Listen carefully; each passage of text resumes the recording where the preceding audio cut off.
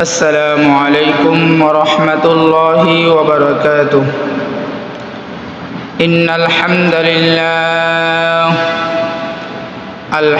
لله الذي جعل الشمس والقمر بحسبان والنجم والشجر يسجدان وفضل زمانا على زمان كما فضل مكانا على مكان وإنسانا على إنسان ونشهد أن لا إله إلا الله وحده لا شريك له ونشهد أن سيدنا وسندنا وحبيبنا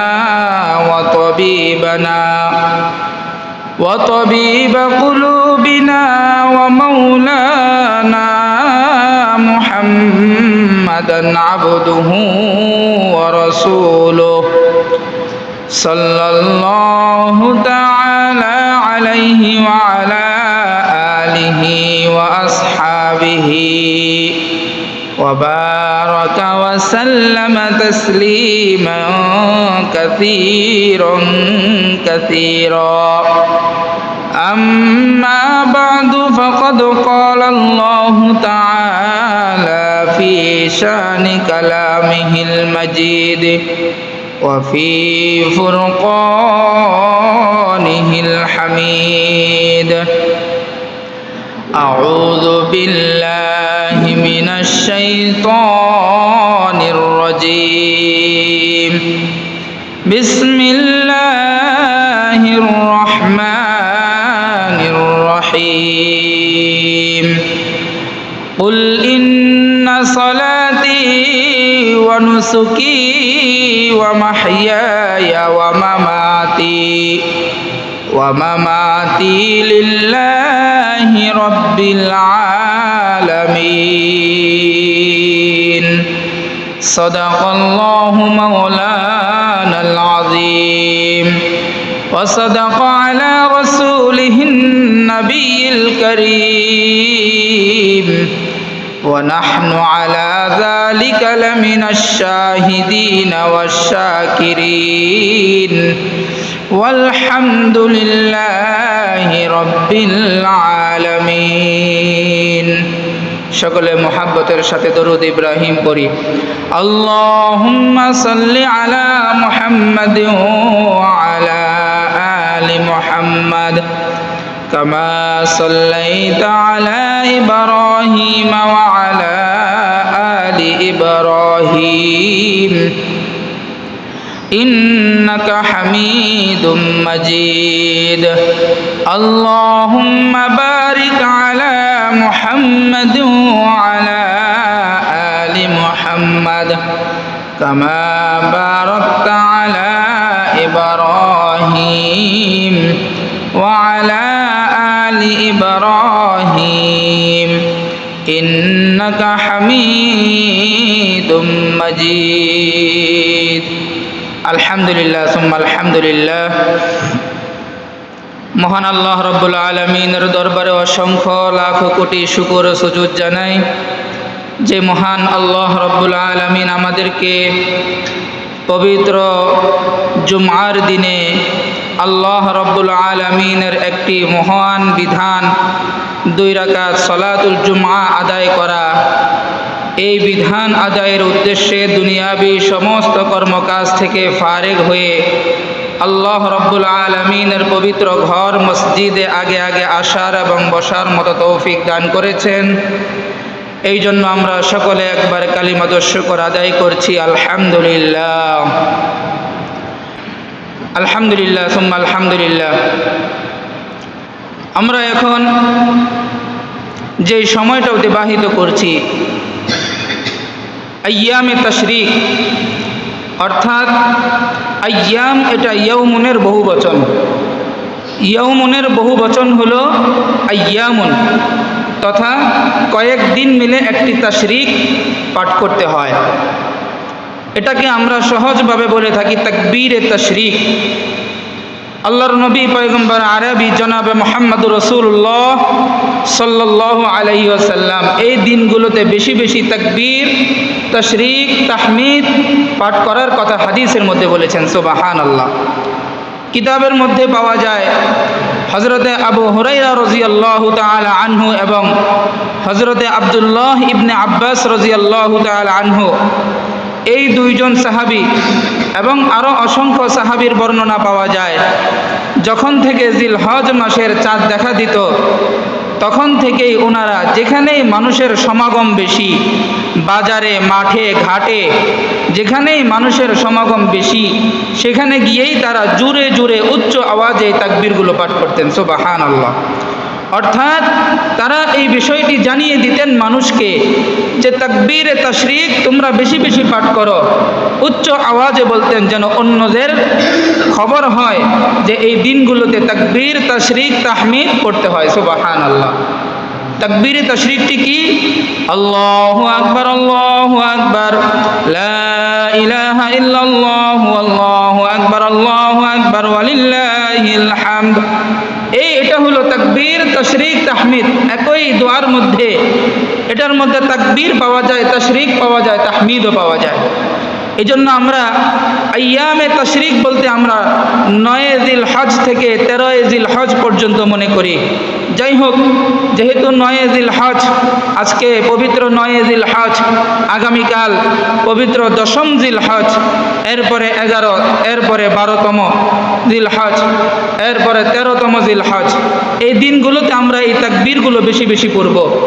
জুমার নামাজের জন্য যখন ঘর থেকে বের হব, আসার পথে রাস্তায় আমরা গল্পে গুজবে না কাটিয়ে আমরা এই তাকবীর, তাশরিক পড়তে পড়তে মসজিদে আসার চেষ্টা করব ইনশাআল্লাহ।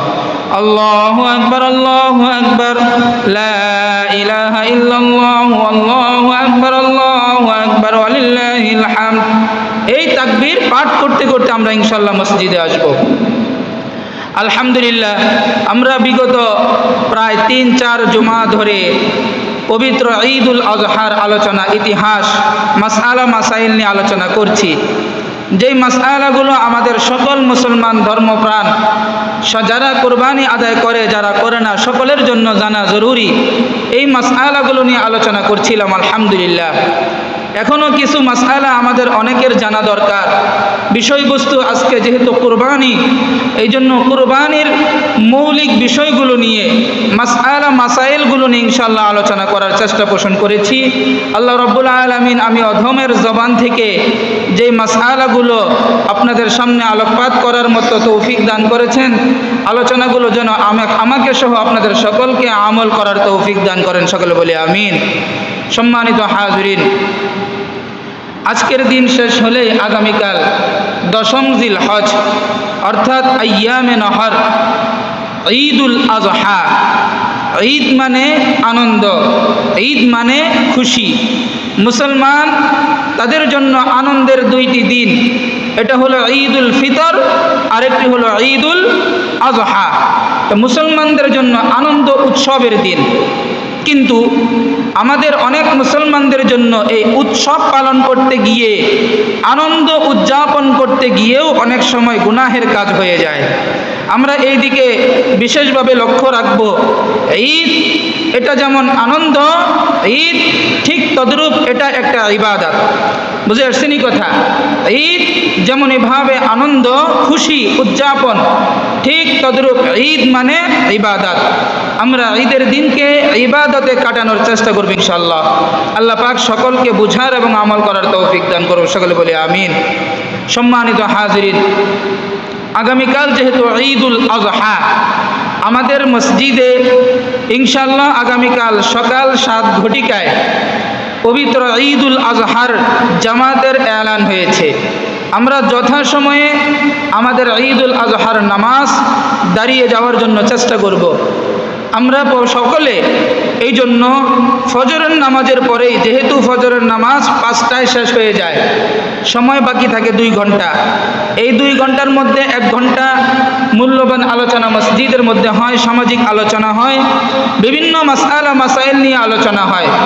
বাকি থাকে 1 ঘন্টা। ওই 1 ঘন্টার মধ্যে ফজরের পরেই আমরা মসজিদে আসার প্রস্তুতি শুরু থেকেই গ্রহণ করব ইনশাআল্লাহ।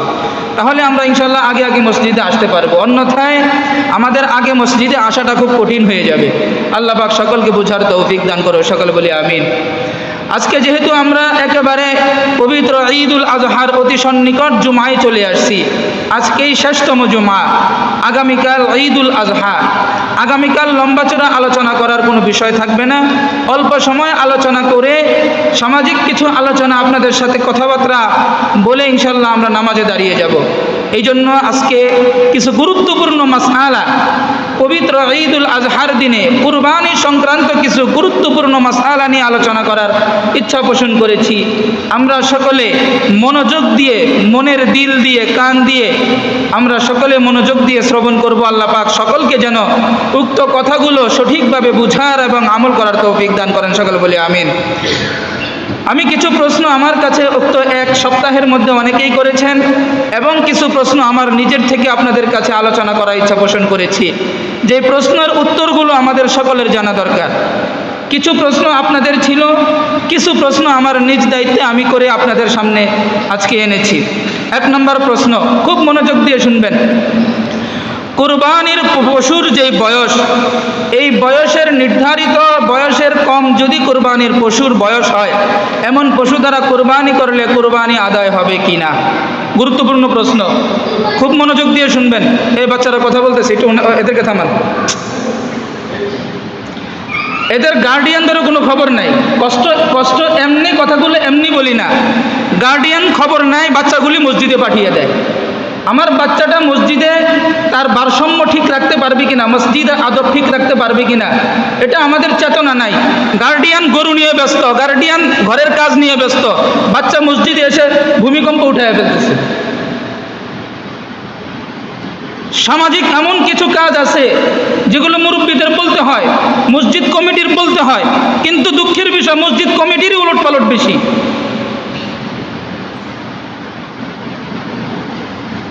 হক কথা বললে ইমাম সাহেবদের চাকরি থাকে না, সঠিক কথা বললে ইমামদের উপরে চড়াও হয়, কিন্তু বলতে হয় বাধ্য হয়ে।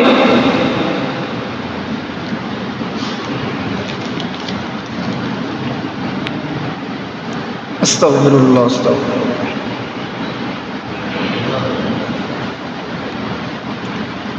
প্রশ্ন কি করেছিলাম?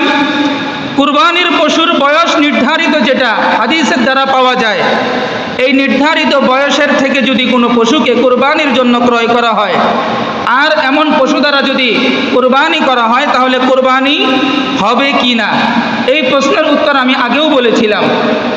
আল্লাহ রাব্বুল আলামিন কুরবানির জন্য আইয়ামে নহর তথা কুরবানির দিনগুলোতে আমরা যে পশুগুলোকে জবেহ করে থাকি, এই পশুগুলোর জন্য ধারাবাহিকভাবে নির্ধারিত একটি বয়সের অবকাঠামো দিয়েছেন।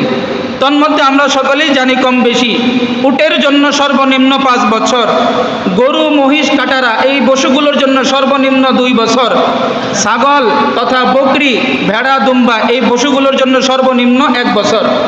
মাসআলা হলো ভেড়া এবং দুম্বার জন্য, বকরিও না, শুধু ভেড়া এবং দুম্বার ক্ষেত্রে এই 2 শ্রেণীর পশু যদি 6 মাস অতিক্রম হওয়ার পরে হৃষ্টপুষ্টতার দিক থেকে 1 বছর পূর্ণ হওয়ার মতো অবকাঠামো দেখতে দেখা যায়, তাহলে এই ভেড়া এবং দুম্বা দিয়ে কুরবানি করা যাবে। আমরা অনেকেই এই মাসআলাটাকে আমরা পশু গরুর সাথে অ্যাড করে ফেলেছি, তথা অনেকেই বলতে চাই যদি পশুর মোটামুটি স্বাস্থ্য দেহ সুন্দর হয়, হৃষ্টপুষ্ট হয়, শিং হয়, ভালো মতো দেখা যায়, তাহলে এমন পশু দ্বারাই কুরবানি করা যাবে না। আমি আজকে চ্যালেঞ্জ করলাম আপনাদের কাছে, যদি কোনো ফতোয়া বিভাগ থেকে কিংবা কোনো মুফতি সাহেব যদি বাংলার জমিন থেকে নয়, শুধু গোটা বিশ্ব থেকে যদি কোনো ফতোয়া এইরকম কোনো মুফতি সাহেব ফতোয়া দিতে পারে 2 বছরের 1 দিনের কমের গরু দ্বারা কুরবানি করলে কুরবানি হবে, তাহলে আমি আপনাদের যে কোনো কথা মেনে নিতে রাজি আছি ইনশাআল্লাহ।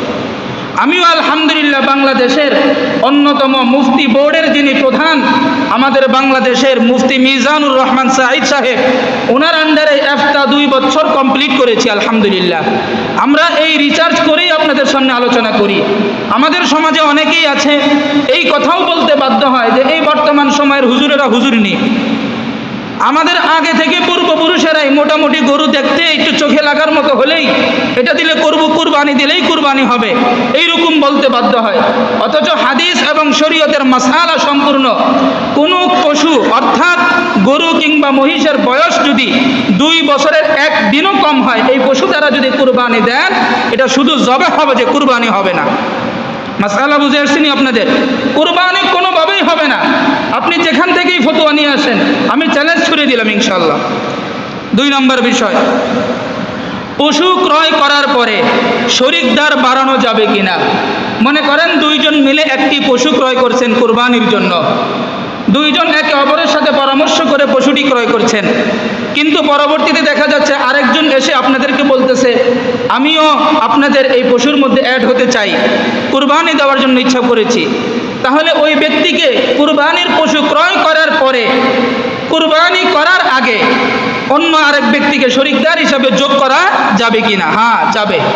উত্তর কি? যাবে। যদি 7 জনের কম শরীক আপনারা এক পশুর মধ্যে তথা গরু এবং মহিষের মধ্যে, বকরিবিহীন যেই পশুর মধ্যে একাধিক বেশি শরীকদার হওয়া যায়, এমন পশুর মধ্যে যদিও 2 জন 3 জন মিলে যদি একটি পশু ক্রয় করে নিয়ে চলে আসছেন, পরবর্তীতে তথা ঈদের দিনের আগেই আরেকজন এই পশুর মধ্যে শরীক হতে চাচ্ছে, শরীক হওয়া যাবে। শরীয়তের মাসআলা অনুপাতে কোনো সমস্যা হবে না, শরীক নেওয়া যাবে। 3 নম্বর প্রশ্ন, কুরবানির পশুর গোশত 3 ভাগে বন্টন করা এটা কি আবশ্যকীয় কিনা? খুব ভালো করে মনোযোগ দিয়ে শুনবেন। আমাদের অনেকের মধ্যে একটা এই প্রশ্নটি জাগে যে কুরবানির পশুর গোশত 3 ভাগে বন্টন করা, যেটা আমরা সচরাচর সবাই কম বেশি জানি, এই 3 ভাগে বন্টন করা এটা আবশ্যকীয় কিনা। এই 3 ভাগে যদি বন্টন না করি তাহলে আমার কুরবানি হবে না, এমন কোনো ফতোয়া কিনা। প্রশ্ন বুঝে আসছেনি আপনাদের? খুব মনোযোগ দিয়ে শুনবেন।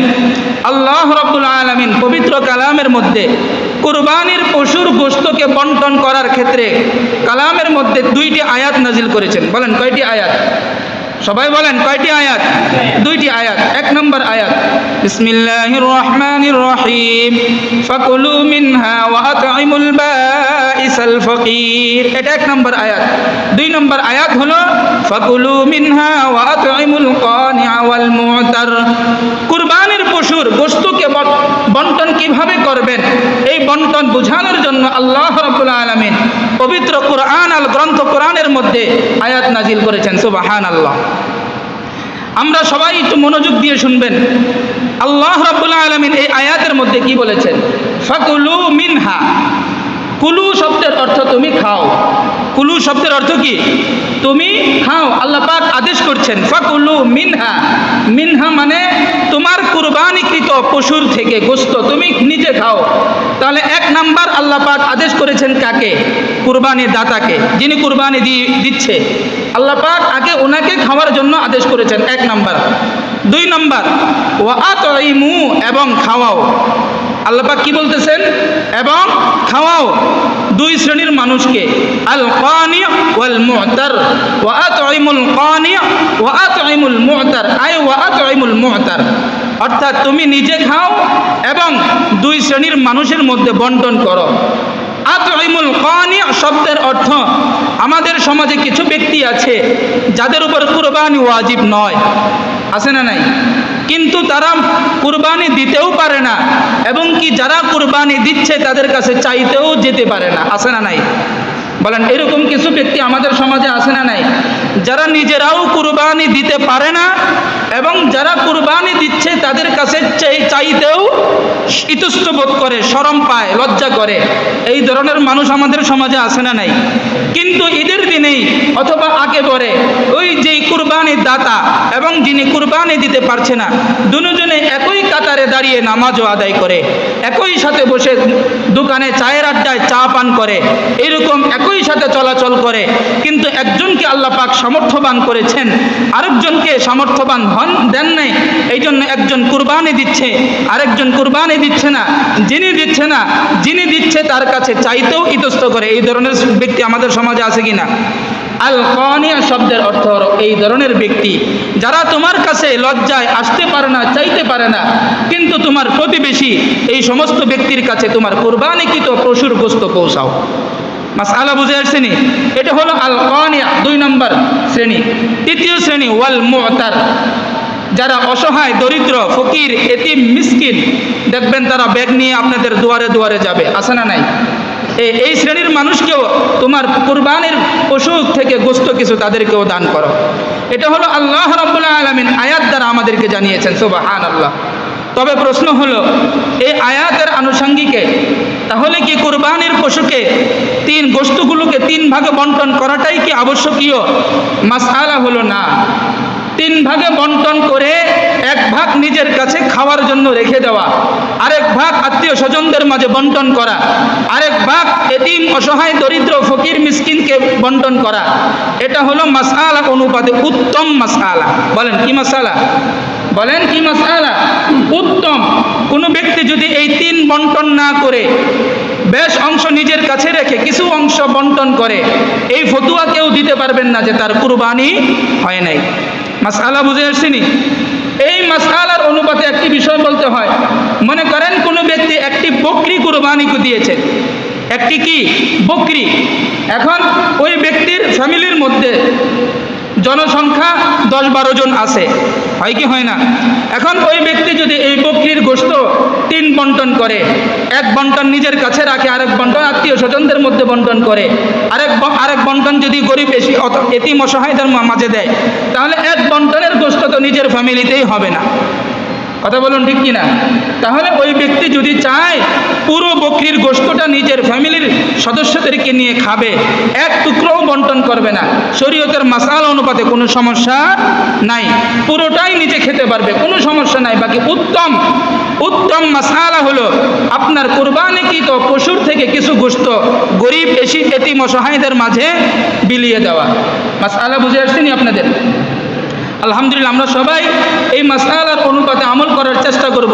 যেহেতু কোরআনের মধ্যে বন্টনের ব্যাপারে আয়াত নাজিল আছে, আমরা কোরআনের আয়াতকে সম্মান জানিয়ে আমাদের কুরবানিকৃত পশুর গোশত থেকে বন্টন করে কিছু অংশ আমরা গরিব, এতিম, অসহায়, মিসকিনদের মাঝে বন্টন করে দেব ইনশাআল্লাহ। খুব গুরুত্বপূর্ণ একটি প্রশ্ন, এখন মনোযোগ দিয়ে শুনবেন। আমাদের দেশে প্রচলিত একটি রেওয়াজ আছে, নতুন মেয়ের জামাইয়ের বাড়িতে প্রথম কুরবানির সময় বকরি কিংবা গরু পাঠানো, এটা আমাদের দেশের প্রচলিত বিষয়।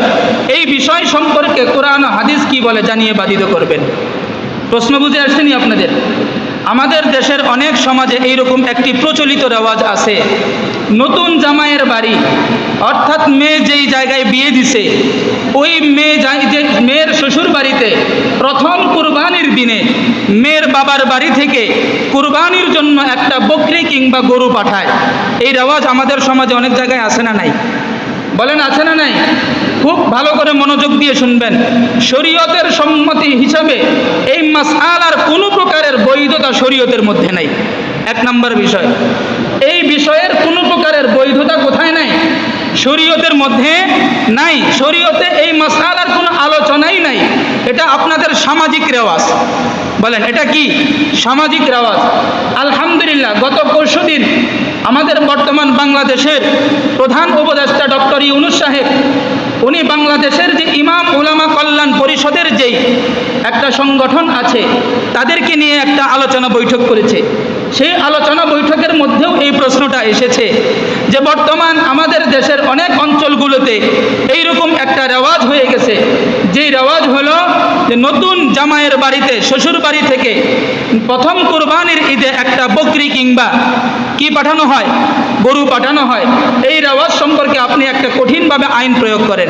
আলহামদুলিল্লাহ, আমাদের কাছে ওরা গোটা বাংলাদেশের যত খতিব সাহেব আছে ওনাদের কাছে এই ইমাম উলামা কল্যাণ পরিষদের থেকে একটা মেসেজ আমাদের কাছে দেওয়া হয়েছে। এটা আপনাদের কাছে বলা হয়েছে, যদি কোনো মেয়ে সে তার শ্বশুর বাড়িতে তার শ্বশুর কিংবা শাশুড়ি কিংবা তার নিজের হাজব্যান্ড থেকে এই ধরনের অত্যাচারের শিকার হয় যে তোমার বাবার বাড়ি থেকে তোমার শ্বশুর বাড়িতে কুরবানির জন্য প্রথম কুরবানি হিসাবে পশু, তাই সেটা বকরি কিংবা গরু হোক, পশু নিয়ে আসো, এই ধরনের কোনো চাপ যদি কোনো মেয়েকে করা হয় এবং এই মেয়ে যদি বাংলাদেশ আইনের আওতায় আইন গ্রহণ করে, তাহলে ওই শ্বশুর শাশুড়িকে বাংলাদেশের দণ্ডনীয় বড় একটা আইন তাদের উপর প্রয়োগ করা হবে। আলহামদুলিল্লাহ, বাংলাদেশ সরকার এই সিদ্ধান্ত নিয়েছে। আলহামদুলিল্লাহ, এটা আপনাদেরকে আমি মেসেজ দিলাম। এটা আমাদের সকলের জন্য শোচনীয়তার দরকার। কি পরিমাণ মানসিকভাবে আপনি দুর্বল হলে কিংবা নিচু পরিমাণের আপনার মানসিকতা পয়দা হলে আপনার বিয়ের বাড়ি থেকে আপনার বাড়িতে কুরবানির সময় নতুন জামাইয়ের জন্য পশু আনার জন্য আপনি বাধ্য করেন। বলেন এটা নিম্ন মনের পরিচয় কিনা? কথা বলেন, নিম্ন মনের পরিচয় কিনা? এবং কি এটা বাধ্য করা হয়, চাপ প্রয়োগ করা হয় মেয়েদের উপরে, মানে বউদের উপরে। এখন তো এমন সুন্দর সিস্টেম বের হয়েছে, যদি শ্বশুর বাড়িতে কুরবানি দেয় তাহলে বউকে বলে দেয় তোমার বাবাকে বলিও যেন বকরি কিংবা গরু না পাঠায়, টাকা পাঠাইলেই হয়ে যাবে। বুঝেন না এই কথা? আমরা তো কুরবানি দিতেছি, তোমার বাবা যদি পশু পাঠাইতে চায় পশু কিনা দরকার নাই, এটা অতিরিক্ত হয়ে যায়, কোনো দরকার নাই, টাকা পাঠাইতে বইল। এই ধরনের শ্বশুর আমাদের সমাজে আছে না নাই? বলেন আছে না নাই? এরা শিক্ষিত শয়তান। বলেন এরা কি?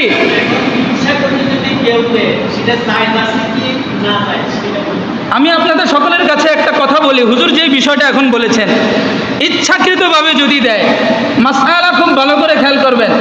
আপনার ছেলেকে যখন ওই বাড়ির মেয়ের সাথে বিয়ের ব্যাপারে কথাবার্তা চলে, আপনারা একটা ফর্দনামা করেন কিনা? মানে আগে আলোচনার একটা বৈঠক হয় কিনা? সেখানে আপনারা বিয়ের আনুষঙ্গিক সব বিষয় নিয়ে আলোচনা উঠে, ঠিক কিনা? একেবারে গেট সাজানো থেকে শুরু করে বিয়ের শেষ পর্যন্ত যত আলোচনা আছে সব কিছু ওখানে কি হয়, লেখালেখি হয়। আচ্ছা, আপনারা ওখানে ছেলের বাবা যিনি, উনি যদি মেয়ের বাবার কাছে এই প্রস্তাবনাটা রাখেন যে আমরা আপনাদেরকে অগ্রিম বলে দিচ্ছি, আগামী ঈদুল আজহার দিনে, ঈদের দিনে আপনার বাড়ি থেকে যেন আমার বাড়িতে নতুন জামাইয়ের উপলক্ষে একটা পশুও যেন আসতে পারবে না এবং কোনো টাকাও দিতে পারবে না, এই কথাটা যদি মেয়ের বাবা ছেলের বাবা মেয়ের বাবাকে বলে, এবার আপনিই বলেন কত পার্সেন্ট মেয়ের বাবা এই ছেলের বাবার বাড়িতে গরু পাঠাবে? কথাটা মনে হয় বুঝেন নাই। কথাটা বুঝতে পারছেন কিনা আপনারা? ফর্দের যখন আলোচনা করেন তখন যদি এই বিষয়টা আপনারা উল্লেখিত করেন এবং বলে দেন হ্যাঁ আমরা আপনার কাছে কুরবানির সময়ে কুরবানির পশুও চাই না, টাকাও চাই না, এটা তখনই বলে দিবেন। এরপরেও যদি ওই মেয়ের বাড়ি থেকে যদি আপনার বাড়িতে পশু পাঠায়, তখন মনে করবেন যে এবার সে স্ব ইচ্ছায় পাঠাইছে। বুঝেন না এই কথা? তখন মনে করবেন যে সে এখন কি ইচ্ছায় পাঠাইছে, স্ব ইচ্ছায় পাঠাইছে। আপনি ইঙ্গিতে ইশারায় আপনার পুত্রবধূর সামনে বলেন হাই হাই অমুক বাড়িতে মাশাআল্লাহ ওনার ছেলের শ্বশুর বাড়ি থেকে কি পাঠাইছে, গরু পাঠাইছে। এটা কি দিলেন? ইঙ্গিত দিলেন কিনা? বলেন ইশারা দিলেন কিনা? আপনি তো সরাসরি বলেন নাই, সরাসরি তো বলেন নাই যে তোমার বাবাকে বলো কুরবানির জন্য পশু পাঠাইতে, টাকা পাঠাইতে, কিন্তু প্রতিনিয়ত আপনার ঘরের মধ্যে আলোচনা করতেছেন আপনার পুত্রবধূর সামনে, অমুকের শ্বশুর বাড়ি থেকে কি সুন্দর বকরি পাঠাইছে, অমুকের শ্বশুর বাড়ি থেকে কি সুন্দর এতগুলো টাকা পাঠাইছে। আপনার পুত্রবধূর সামনে প্রতিনিয়ত সকাল বিকাল এই আলোচনা করছেন, তার মানে কি বুঝাইতেছেন? বুঝেন নাই কথাটা? এইরকম ফ্যামিলি আমাদের সমাজে আছে না নাই? বলেন আছে না নাই? এরা মূলত শিক্ষিত শয়তান। বলেন কি শয়তান? বলেন, কথা বলেন। আরে কথা বলেন না, এরা শিক্ষিত শয়তান। এরা মাসআলা জেনেও এটার উপরে কাজ করে। জানা শোনা শয়তান মানে শিক্ষিত শয়তান না। কুরবানির জন্য আপনি অন্য সময় দেন, কুরবানির পরে দেন। কেন কুরবানির সময় হতে হবে? বড় দুঃখের বিষয়, আমাদের সমাজে এমনও আছে মেয়ের বাবা মানুষের কাছে খুঁজে টাকা ঋণ করে ধার করে অনেক কষ্ট সহ্য করে তারপরে মেয়ের শ্বশুর বাড়িতে পশু পাঠায়, আছে না নাই? বলেন আছে না নাই? তাহলে এই চাপ প্রয়োগ যে আপনি করলেন, এটা আপনার এই বিধান আপনাকে এই রাইট কে দিয়েছে? বলেন বলেন কে দিয়েছে? শরীয়তের এই ধরনের কোনো মাসআলা শরীয়তে তো নাই। আমি স্যালুট জানাই বর্তমান বাংলাদেশের প্রধান উপদেষ্টাকে, এই ব্যাপারে কঠিন আইনের পদক্ষেপ নিয়েছে। যদি আমাদের সমাজে মাইকের আওয়াজ যাচ্ছে, কোনো নতুন পুত্রবধূকে তার শ্বশুর শাশুড়ি যদি এই ধরনের কোনো চাপ প্রয়োগ করে, শুধু চাপ নয়, যদি ইঙ্গিতও করে, আপনি আইনের আশ্রয় নেবেন ইনশাল্লাহ। আপনার পাশে বাংলাদেশের আইন আছে এবং অত্র এলাকার সমাজও আপনার পাশে থাকবে ইনশাল্লাহ। বলেন না ইনশাল্লাহ? বলেন ইনশাল্লাহ। আলহামদুলিল্লাহ।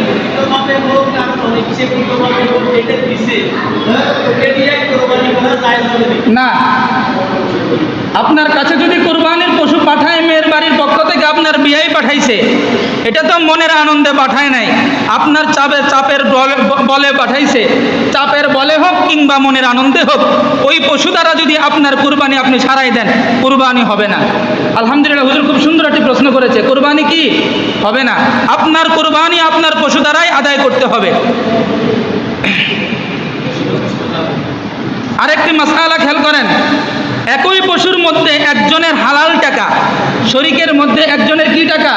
হালাল টাকা, আরেকজনের হারাম টাকা। একই পশুর মধ্যে একজনের কি টাকা? হালাল টাকা, আরেকজনের হারাম টাকা। এখন যেই ব্যক্তির হালাল টাকা, ওই ব্যক্তির কুরবানি আদায় হবে কিনা? বুঝে আসছেন প্রশ্নটা? আমরা কুরবানি সহি হওয়ার জন্য হালাল অর্থ উপার্জনের টাকা দিয়ে কুরবানি করা, এটা অন্যতম একটা মাধ্যম। বুঝে আসছেন? হারাম উপার্জনের অর্থ দিয়ে কুরবানি দিলে কুরবানি হবে না। এখন আপনি বকরি দিচ্ছেন না, কিন্তু কোনো গরুর সাথে যোগ হয়েছেন, যেই গরুর মধ্যে 3-4 জন শরিকদার, আপনার টাকা হালাল, কিন্তু আপনার শরিকদারের মধ্যে এমন একজন শরিকদার যার অর্থ উপার্জনের মূল সিস্টেমটাই হলো হারাম। এরকম ব্যক্তি আমাদের সমাজে আছে না নাই? আচ্ছা, আমাদের সমাজে নাই, আলহামদুলিল্লাহ নাই মনে হয়, আমি অন্য এক ধারণা রাখতেছি, নাই মনে হয়। আমাদের সমাজে কিছু ব্যক্তি আছে যাদের উপার্জনের মূল ধারাই কি? বলেন না, উচ্চারণ করেন মুখ দিয়ে, হারাম। বলেন কি? আরেকটু সুন্দরভাবে বলতে গেলে তাদের উপার্জনের মূল উৎসই হলো সুদ। বলেন, কথা বলেন। তাদের উপার্জনের মূল উৎসই কি? সুদ। আবার দেখবেন মসজিদে এসে ওই ব্যক্তির গলাবাজি কত, আছে না নাই? আছে না নাই? সুদও খায়, হারামও খায়, সন্তানও সুদের উপরে লালন পালন করে, পরিবারকেও সুদের উপরে লালন পালন করায়, পরিবার চালায়, কিন্তু মসজিদে আসলে তার গলার আওয়াজ অনেক বেশি, আছে না নাই? বড় দুঃখের বিষয়, বড় দুঃখের বিষয়। যেই ব্যক্তির টাকা সম্পূর্ণ হারাম, আপনি যদি নিশ্চিত হন ওই ব্যক্তির টাকা হারাম এবং ওই ব্যক্তি কুরবানির পশুর জন্য যেই টাকা দিবে এই টাকাটাও হারাম, তা না হয় তার তো হালালের উপার্জনের কোনো সিস্টেম নাই, সে হালাল টাকা দিবে কোত্থেকে? তাহলে চেষ্টা করবেন তার শরিকানার পশুর থেকে নিজেকে আলাদা হয়ে যেতে। হয় তাকে আলাদা করবেন অথবা তার থেকে আপনি নিজে আলাদা হয়ে যাবেন। মাসআলা হলো এই, বুঝে আসছেন কথা? মাসআলা কি? যদি পারেন তাকে আপনার শরিক দাতা থেকে আলাদা করে দিবেন, অন্যথায় যদি না পারেন, তার দাপট বেশি থাকে, তাহলে আপনি সুন্দরভাবে তার থেকে আলাদা হয়ে যাবেন। বলেন, কুরবানির জন্য মূল উদ্দেশ্য কি? লিল্লাহি রাব্বিল আলামিন, ঠিক কি না? বলেন, কার জন্য? আল্লাহর জন্য। এখন আল্লাহর জন্য যদি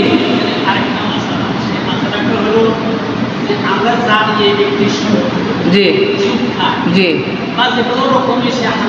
হারাম উপার্জন করে, হ্যাঁ, শুকরিয়া, আলহামদুলিল্লাহ।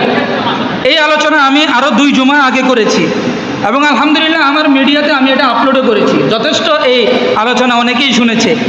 এই জন্য শরিক নেওয়ার সময় শরিক দাতারা এক জায়গায় বসবেন, বসে একে অপরের সাথে এই আলোচনাটা রাখবেন। আমাদের অনেকের মধ্যেই ভেজাল টাকা আছে, ভেজাল টাকা মানে হারাম টাকা।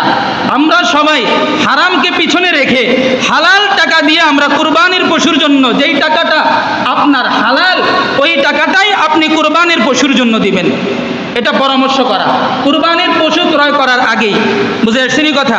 হ্যাঁ, যদি উনি হালাল উপার্জিত টাকা থেকে দিয়ে দেয় এবং আপনারা সবাই মোটামুটি স্বতঃস্ফূর্ত হন যে আলহামদুলিল্লাহ হালাল টাকার দিয়েই কুরবানি দিচ্ছি, তাহলে কুরবানি হালাল হবে, কুরবানি হয়ে যাবে, কোনো সমস্যা নাই। মাসআলা বুঝে আসছেন? গুরুত্বপূর্ণ একটি বিষয়, মৃত ব্যক্তির পক্ষ থেকে কুরবানি দেওয়া যাবে কিনা। আমরা অনেকেই মৃত ব্যক্তির পক্ষ থেকে, সবসময় মনে রাখবেন, কুরবানি দেওয়া হয় অমুকের অমুকের অমুকের পক্ষ থেকে, নামে না। আমরা অনেকে একটা ভুল প্রথা বলি, আমার নামে কুরবানি, বাবার নামে কুরবানি, দাদার নামে কুরবানি। কুরবানি একজনের নামে, তিনি লিল্লাহি রাব্বিল আলামিন। কিন্তু কুরবানি হবে আমার পক্ষ থেকে, ভাইয়ের পক্ষ থেকে, বাবার পক্ষ থেকে। বুঝে আসছেন কথা? কুরবানি হয় পক্ষ থেকে, নামে না। বুঝে আসছেন কথা? কুরবানি হবে কিসের থেকে? পক্ষ থেকে। এই জন্য কথাটা বলতে এইভাবে বলবেন, আমার পক্ষ থেকে কুরবানি দিচ্ছি, আমার অমুকের পক্ষ থেকে কুরবানি দিচ্ছি, আমার নামে না। বুঝে আসছেনি? প্রশ্ন হলো কি, মৃত ব্যক্তির পক্ষ থেকে কুরবানি দেওয়া যাবে কিনা? উত্তর হলো হ্যাঁ। এখানে দুইটা সূরত। কয়টা সূরত? দুইটা মাসআলা। যদি মৃত ব্যক্তি তার মৃত্যুর আগে আপনাদেরকে ওসিয়ত না করে যায়, এমনিতেই আপনি সন্তান হিসাবে আপনার মৃত মা বাবার পক্ষ থেকে আপনি কুরবানি দিবেন, এই কুরবানি দিতে পারবেন, জায়েজ আছে, কোনো প্রকারের সমস্যা নাই। এই কুরবানির সম্পূর্ণ সওয়াব সাদকায়ে জারিয়ার মতো আপনার মৃত মা বাবার কবরের মধ্যে পৌঁছে যাবে। মাসআলা বুঝে আসছেনি? তবে এই কুরবানির গোশতের হুকুম হলো, এই গোশত নিজেও খেতে পারবেন, অপরজনকেও খাওয়াইতে পারবেন। নিজেও খেতে পারবেন, অপরজনকেও কি করতে পারবেন? খাওয়াইতে পারবেন। মাসআলা বুঝে আসছেনি? তবে খুব মনোযোগ দিয়ে শুনেন, কোনো মৃত ব্যক্তি, অর্থাৎ আপনার মা হোক, বাবা হোক, দাদা হোক, ভাই হোক, বোন হোক, আপনাকে যদি ওসিয়ত করে যায় যে আমার মৃত্যুর পরে যতদিন তোমরা জীবিত থাকবা, প্রতি কুরবানির সময় আমাদের পক্ষ থেকে একটা কুরবানির অংশে কুরবানি দিবা, এইরকম যদি ওসিয়ত করে যায় এবং ওই ওসিয়তের প্রেক্ষাপটে যদি আপনি কুরবানি আদায় করেন, ওই কুরবানির গোশত নিজে তথা মৃত ব্যক্তির সন্তান এবং ওয়ারিস তারা এই গোশত খেতে পারবে না। মাসআলা বুঝে আসছেনি? যদি মৃত ব্যক্তি তার মৃত্যুর পূর্বে সন্তানদেরকে কি করে যায়? ওসিয়ত করে যায় যে আমার মৃত্যুর পরে তোমরা প্রতি বছর কুরবানি দিবা, ওই ওসিয়ত আদায়ের থেকে যদি কোনো ব্যক্তি, জীবিত ব্যক্তি কুরবানি আদায় দেয়, কুরবানি করে, ওই মৃত ব্যক্তির পক্ষ থেকে যে কুরবানি দেওয়া হবে, ওসিয়তের কুরবানি, ওই কুরবানির গোশত মৃত ব্যক্তির ওয়ারিসটা কি করতে পারবে না? খেতে পারবে না। সম্পূর্ণ গোশত বন্টন করে দিতে হবে গরিবদের মাঝে। মাসআলা বুঝে আসছেনি? তবে যদি ওসিয়ত না করে তাহলে এটা ওয়ারিসরা খেতে পারবে।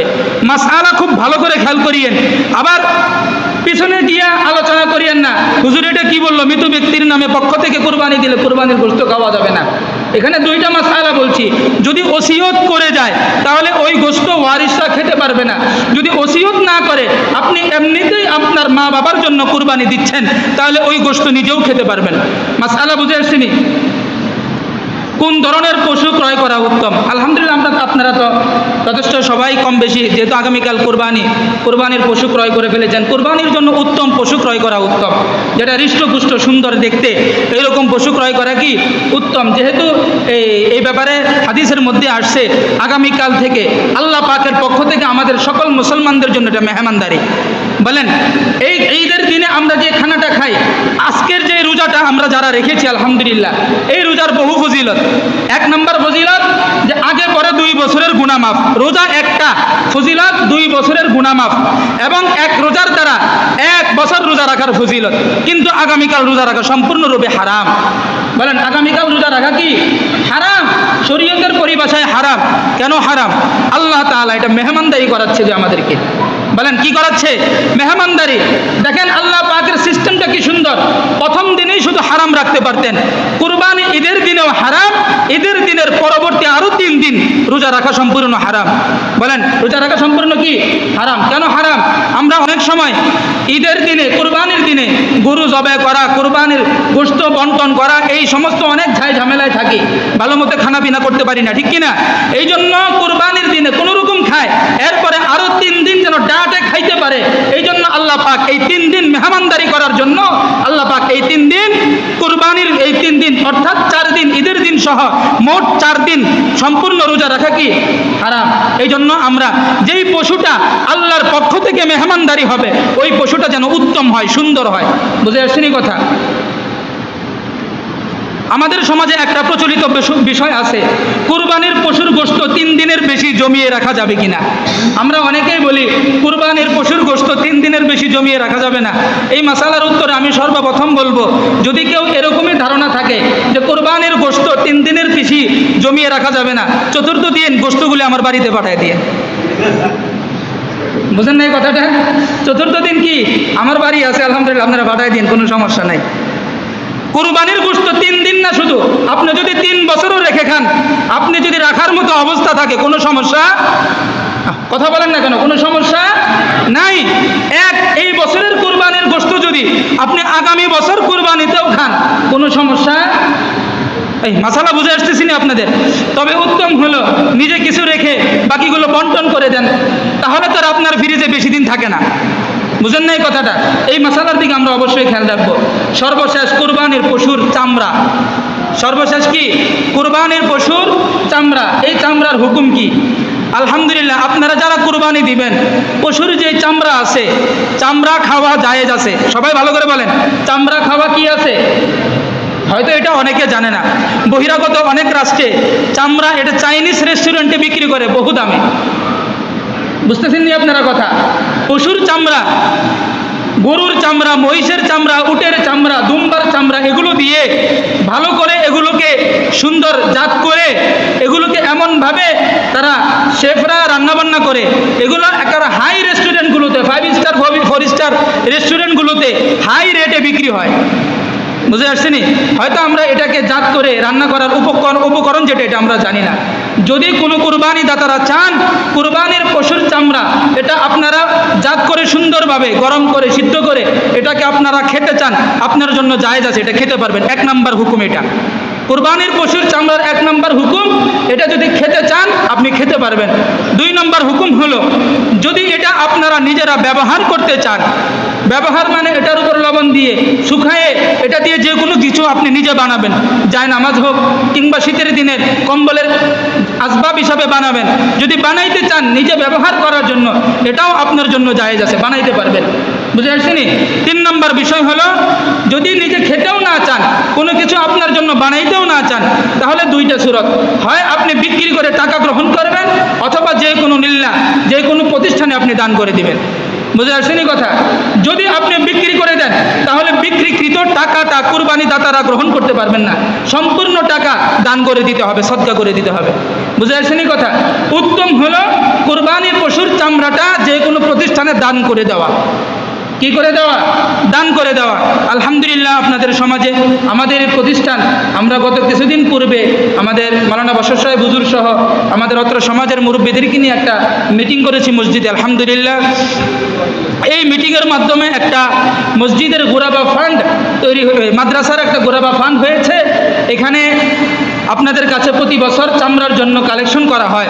আমি সকলের প্রতি উদারতা আহ্বান রাখবো, এই বছরও আগামীকাল আপনাদের পশুর, সকলের কুরবানিকৃত পশুর যে চামড়াটা আছে, এই চামড়াটা আমরা সবাই মাদ্রাসায় দান করে দেবেন ইনশাল্লাহ। রাজি আছেন তো ইনশাল্লাহ? সর্বশেষ 2 মিনিট গুরুত্বপূর্ণ একটা মাসালা নিয়ে আলোচনা করবো শেষ আজকে। আমাদের দেশে আপনারা যখন কুরবানির গোশত মানে বানানোর জন্য কিছু মানুষ হায়ার করা হয়, তথা কসাইকে আনা হয়, ঠিক কিনা? কথা বলেন, আনা হয় কিনা? অথবা নিজেরা মিলে এটাকে বানান, অথবা গোশত বানানোর জন্য কসাই ভাড়া করে আনেন। যেই সুরতই হোক না কেন, কসাই হোক কিংবা যাকে দিয়ে বানাচ্ছেন তাকে হোক, ওই ব্যক্তিকে তার বানানোর পারিশ্রমিক হিসাবে কুরবানিকৃত পশুর গোশত দেওয়া একেবারে নাজায়েজ। মাসআলা ভালো করে খেয়াল করিয়েন।